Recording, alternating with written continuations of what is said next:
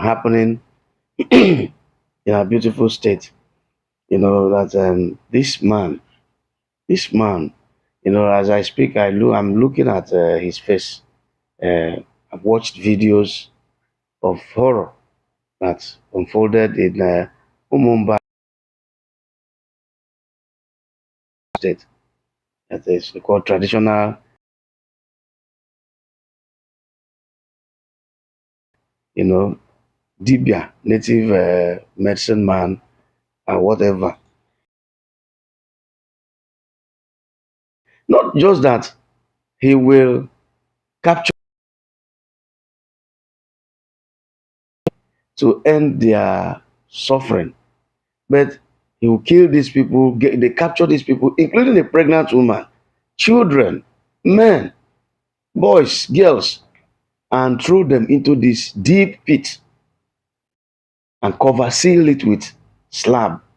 And those people will die slow, slow, and painful death, dehydration, starvation, and then dread of. And don't be surprised that when such a thing will be happening, they may bring maybe Ogene people to be playing music nobody would hear. You see, this little girl that God used to reveal everything, I don't know what to say. But you can see how bold these people have become, that this girl was with her father. She was with her father. They went to fetch firewood that they will use to fry gari in the bush.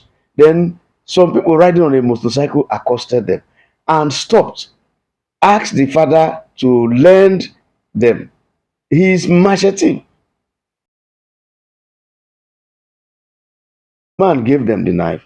The next thing, they grabbed the girl, put her on a bike, and sped away because the man was, you know, too old to run after them. And even if he wasn't too old, who would run after a motorcycle?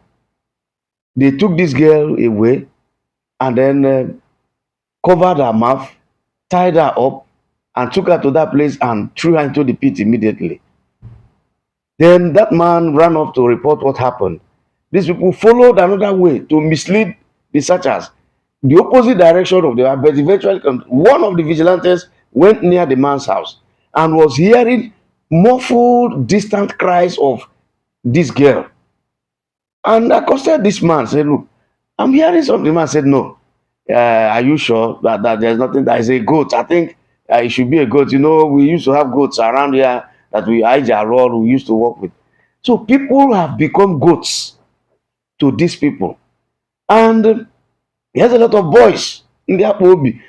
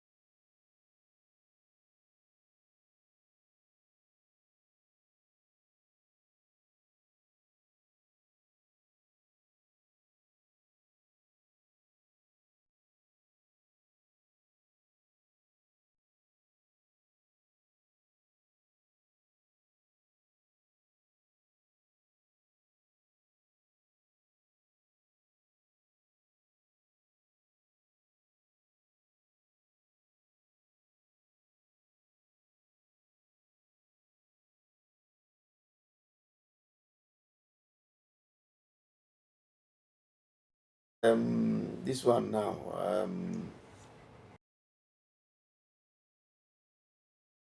The headlines I have. Um, Let me take another one. You see, which one now do we use to wrap it up? Okay.